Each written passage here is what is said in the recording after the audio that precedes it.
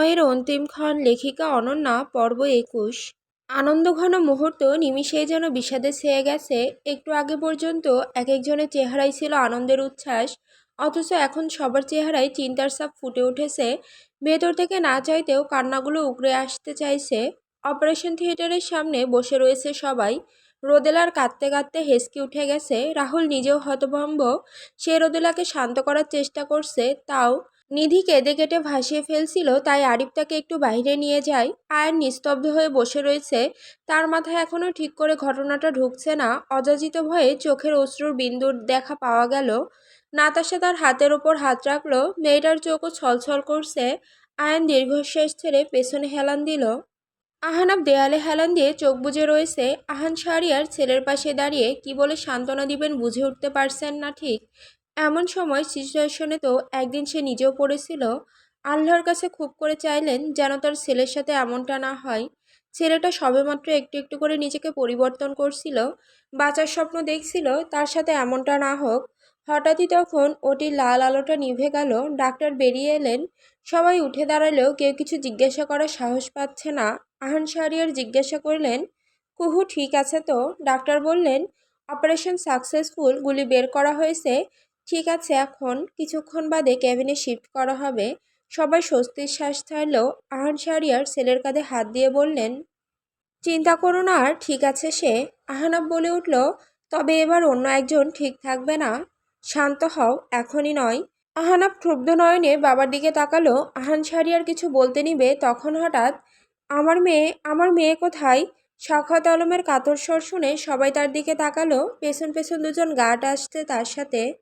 হকচকিত হলো সবাই। আহানাপ আর আহান শাহরিয়ার ভ্রুকুচকে তাকিয়ে। তাদের জানা মতে সাখাওয়াত আলমের কোনো সন্তান নেই। মেয়ে এলো কোথা থেকে? এমপিকে এভাবে আসতে দেখে ডাক্তার নিজেও হকচকিত। তিনি বলে উঠলেন, স্যার, এখানে তো অন্য পেশেন্ট, আপনার ভুল হচ্ছে কোথাও। সাখাওয়াত আলমের দিন দুনিয়া খেয়াল নেই। তিনি কাতর স্বরে বলে উঠলেন, এখানেই আছে। কেমন আছে ও? ঠিক আছে তো? ডাক্তার বলে উঠলেন, এই পেশেন্টও ঠিকই আছে স্যার, কিন্তু আপনার হয়তো সাখাওয়াত আলম বলে উঠলেন, সানায়া, আমার সানায়ার কাছে নিয়ে চলুন আমাকে। কিন্তু স্যার, এই পেশেন্টের নাম তো কুহু শেখ। সাখাওয়াত আলম কিছু বলতে নিলে আহনাব বলে উঠল, আপনার মেয়েও আছে? ইন্টারেস্টিং। সাখাওয়াত আলম এতক্ষণে যেন হুঁশে ফিরলেন। সবার দিকে চোখ বুলালেন। মেয়ের গুলি লাগার কথা শুনে তার আত্মাটাই বেরিয়ে গিয়েছিল, স্তব্ধ হয়ে গিয়েছিল যখন সে শুনল যে তার হায়ার করা লোকের দ্বারা গুলি লাগেনি, অন্য কেউ গুলি করেছে। শত্রুপক্ষ হয়তো কিছু টের পেয়েছে, তারাই হয়তো গুলি করেছে। আহনাপের বার্থডে পার্টিতে যে আয়ানের সাথে কুহু যাচ্ছে, এটার খবর তিনি পেয়েছিলেন। মেয়েকে বারণ করেছিলেন বাসা থেকে বের হতে, কিন্তু সে শোনেনি। সাখাওয়াত আলম পরে ভেবেছিলেন, যাচ্ছে যাক, বাবার শত্রুর পতন মেয়েও দেখুক। কিন্তু এমন যে হয়ে যাবে তা তিনি কল্পনাও করেননি। তার মেয়ের খবর কি তবে কেউ পেয়ে গেছে? আহানাপ নয়তো সে আবার। স্যার, সাখাওয়াত আলমের ভাবনায় ছেদ ঘটল। তিনি গম্ভীর কণ্ঠে বলে উঠলেন, আমার নয়, আমার প্রিয় হারুনের মেয়ের কথা বলছিলাম আমি। ওর মেয়েকে আমি নিজের মেয়ের মতোই স্নেহ করি। ওর অ্যাক্সিডেন্ট হয়েছে শুনেই এসেছিলাম, নাথিং এলস। আহানাপ কপাল কুঁচকালো। বিশ্বাস হয়নি কথাটা তার। তবে এখন খুব একটা পাত্তা দিতে চাইল না সে। সাখাওয়াত আলমের নজর রাহুলের দিকে গিয়ে আটকালো। চোয়াল শক্ত হয়ে গেল ভদ্রলোকের। রাহুল রোদেলার দিকে তাকিয়ে তার চোখ মুছে দিচ্ছে। আশেপাশের কিছুতে যেন মনোযোগ দেওয়ার কোনো ইচ্ছাই নেই তার। সাখাওয়াত আলম দাঁতে দাঁত পিষে ডাকলেন হারুন রহমানকে। হারুন। কোনো সাড়া নেই। সাখাওয়াত আলম পেছনে ঘুরে তাকালেন, কেউ নেই। হারুন গেল কোথায়?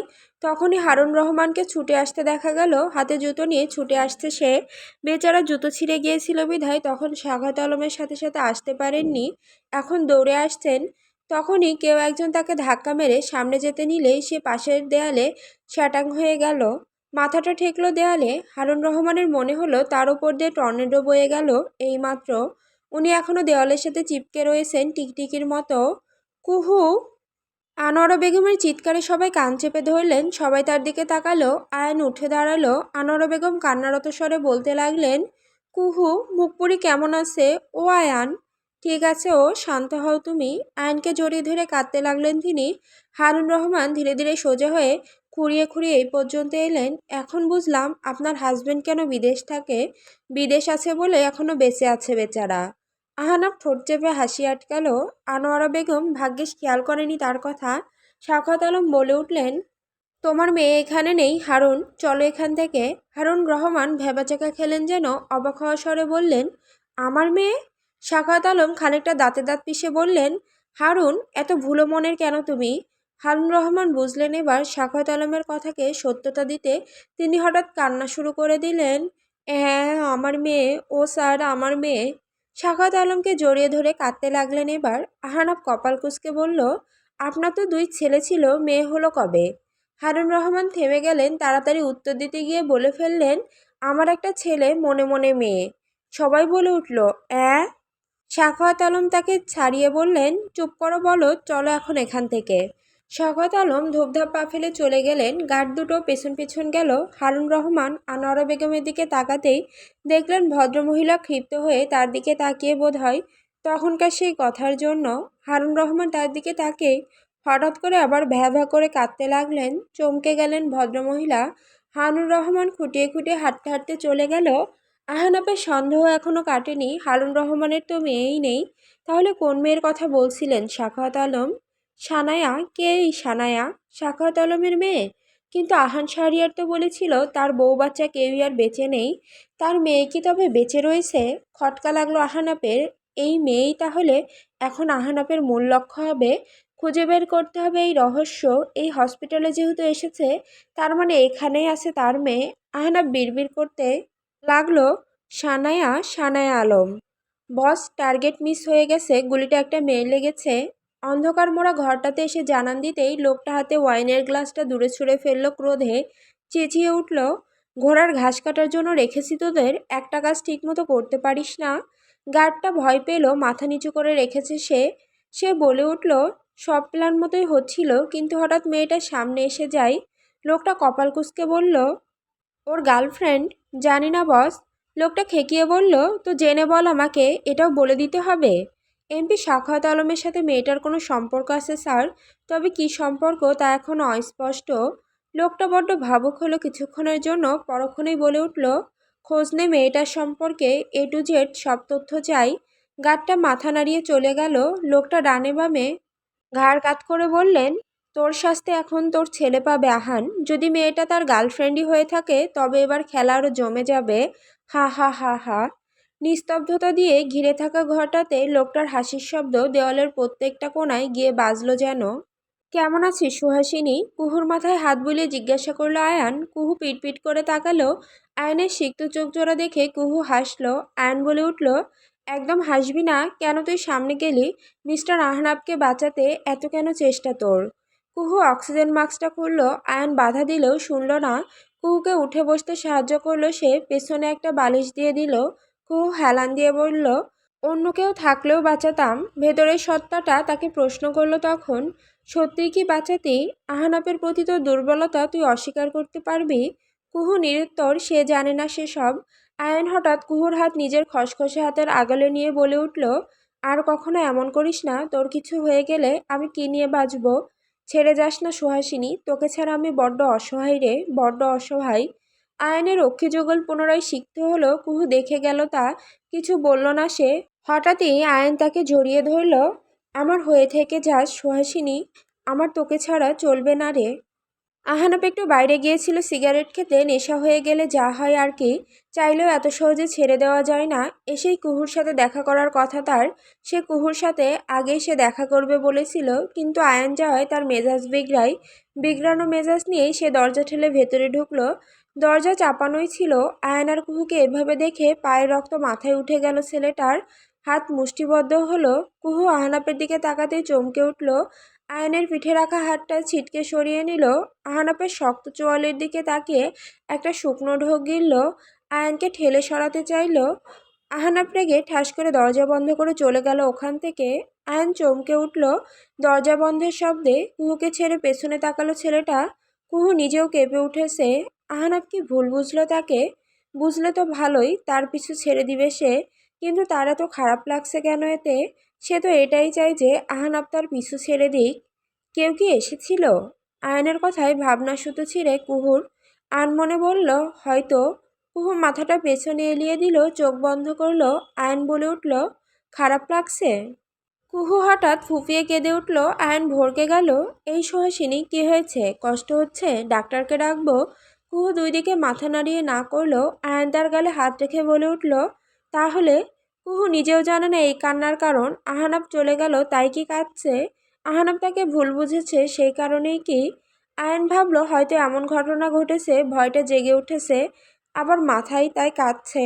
গুলি খেয়েছে সে, এটা কি কম বড় কথা? ভয়েরই কথা। কুহুর মাথাটা নিজের বুকে রাখল সে, এরপর হাত বুলিয়ে দিতে দিতে বলল, ভয় নেই, কাঁদিস না। আমার যে বড্ড কষ্ট হয় তুই কাঁদলে। কুহু থামল না, কেঁদেই গেল। আয়নের কোনো কথাই সে কানে নিল না। আকাশে বিদ্যুৎ চমকাচ্ছে, তারায় ভরপুর থাকা আকাশটা নিমিষেই কেমন মেঘে ঢেকে গিয়েছে। বিদ্যুৎ চমকাচ্ছে ক্ষণে ক্ষণে। আহানাপ একের পর এক সিগারেট খেয়ে চলেছে। রাগে আজ তার মাথায় আগুন ধরে গিয়েছে। তিলোত্তমা তাকে ইগনোর করছে ওই আয়নের জন্য। আয়ন তাকে এতই ভালোবাসে। আহানাপ একটু ছুলেই তো কেমন মুচড়ামুচড়ি শুরু করে, আর আয়নকে ঠিকই জড়িয়ে ধরে আছে। কই, কখনো তো তাকে জড়িয়ে ধরেনি। হঠাৎ সিগারেটটা কেউ কেড়ে নেওয়ায় তার দিকে তাকালো আহনাব। বউয়ের সাথে দেখা না করে এখানে এসব গোবর খাচ্ছ কেন? আহনাব চসূচক শব্দ করে সিগারেটটা নিতে চাইল, কিন্তু আহান শাহরিয়ার তা দিলেন না, বরং ওটা ফেলে পা দিয়ে পিষে ফেললেন। আহনাব পকেট থেকে সিগারেটের প্যাকেটটা বের করতেই আহান শাহরিয়ার বলে উঠলেন, হোয়াটস রং? নাথিং। আহনাবের গুরুগম্ভীর স্বর। সে আরেকটা সিগারেট বের করতেই আহান শাহরিয়ার তা নিয়ে নিলেন। আহনাব কিছু বলল না, আর একটা বের করতে নিলে আহান শাহরিয়ার পুরো প্যাকেটটি নিয়ে নিলেন। কি সমস্যা তোমার? আহনাব চেঁচিয়ে বলল। আহান শাহরিয়ার ছেলের কাঁধে হাত দিলেন। উচ্চতায় দুজন প্রায় সমান। আহনাব হাত চেপে সরিয়ে দিতে নিলে আহান শাহরিয়ার শক্ত করে চেপে ধরলেন। এরপর বললেন, কুল, জেলাস ফিল করবা করো, কিন্তু রাগ করে দূরে সরিয়ে দিলে তোমারই লস। গভীরভাবে কেন ভাবো না তুমি?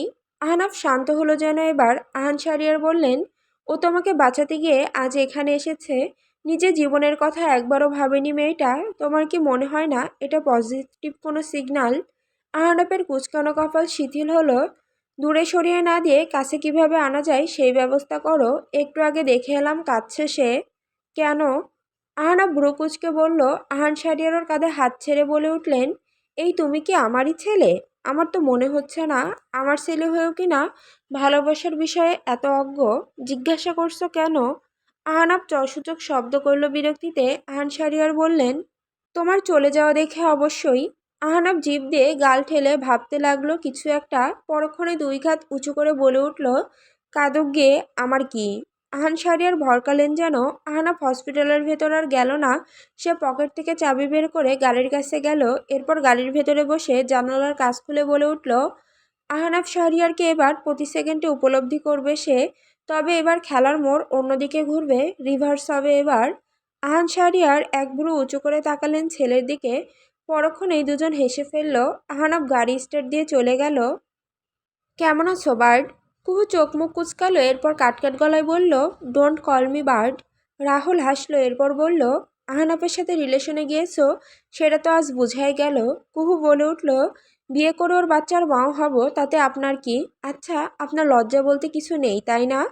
রাহুল হেসে দুই দিকে মাথা নাড়ল। কুহু বলে উঠল, আপনাকে পুলিশে দিব আমি। আচ্ছা। রাহুলের সহমত পোষণ করা ভালো লাগলো না তার। সে বলে উঠল, আপনার বইয়ের উপর আল্লাহর গজব পড়বে। ভাগ্যিস অবিবাহিত। রাহুল মুচকি হেসে বলল। কুহু বলে উঠল, আপনি একটা খাটাস। তোমারে কোপাবো আমি, ফাজিল। রাহুল রেগে যাওয়ার অভিনয় করে বলল কথাটা। কুহুর মনে পড়ে গেল তাদের অতীতের কিছু অংশ। কুহু এই রকম কথা বললেই রেনান তাকে এই কথাটা বলতো। তবে রেনানের ভালো মানুষের আড়ালের হায়নাটার কথা মনে পড়তেই তার আবেগে ভাটা পড়ল। চোখ মুখ শক্ত করে বলল, চলে যান এখান থেকে। থাকতে তো আসিনি। কুহু বলে উঠল, আপনি এখন রোদের পেছনে পড়েছেন তাই না? রাহুল হাসলো অদ্ভুত সেই হাসি। কুহু বলে উঠল, আমি থাকতে রোদের কোনো ক্ষতি আপনাকে করতে দিব না। আমার সাথে যা হয়েছে তা আমি ওর সাথে হতে দিব না। রাহুল বলে উঠল, এসবের মাঝে শোনাবার তোমার ক্ষতি আমি করতে চাই না। কুহু হাসলো বিদ্রুপ মেশানো হাসি। পরক্ষণেই রাগে স্বরে বলে উঠল, আমার এত বড় সর্বনাশ করে এখন বলছেন আমার ক্ষতি করতে পারবেন না? আপনার মতো অমানুষের ফাঁদে আমি রোদকে পড়তে দিব না। দরকার পড়লে আই লাভ হারবার্ড। কুহু থেমে গেল, এরপর হো হো করে হাসতে লাগলো। পরপরই ওর শার্টের কলার চেপে ধরে বলে উঠল, ভালোবাসিস? হ্যাঁ। ভালোবাসা মানে বুঝিস তুই? তোর ভালোবাসা তোর পেছন দিয়ে ভরে দিব বাঙ্গির পোলা। রাহুল নিজের কলার ছাড়িয়ে বিরক্তিমাখা স্বরে বলল, কেমন ভাষা এগুলো? কুহুর রাগ সপ্তম আসমানে। সে আশেপাশে তাকিয়ে কিছু খুঁজতে লাগলো। রাহুলের ভ্রু কুঁচকে এলো। কুহু হাতের সামনে ছুরি পেয়ে সেটাই হাতে তুলে নিল। রাহুল উঠে দাঁড়ালো তা দেখে। কুহু ছুরিটা রাহুলের দিকে ছুটতে নিলে রাহুল বলে উঠল, নো বার্ড, তোর নানি বার্ড। রাহুল বুঝলো এর সাথে কথা বাড়িয়ে লাভ নেই, তার কেটে গেছে এর। সে দ্রুত কদমে বেরিয়ে যেতে নিল। কুহু জানে না সে কি করছে, শুধু এতটুকু জানে সামনে দাঁড়ানো ব্যক্তিটা একটা বিষধর সাপ, যার বিষে কুহুর জীবন ধ্বংস হয়ে গিয়েছে। সে ছুরিটা ছুঁড়ে মারতেই সেটা গিয়ে লাগলো রাহুলের পশ্চাৎ দেশে। রাহুল হতভম্ব হয়ে পেছনে ঘুরল। এরপরই গগন কাঁপানো এক চিৎকার করে উঠল সে। কুহু যেন হুঁশে ফিরে এলো। রাহুলের পেছনে রক্ত দেখে সে নিজেও চেঁচিয়ে উঠল,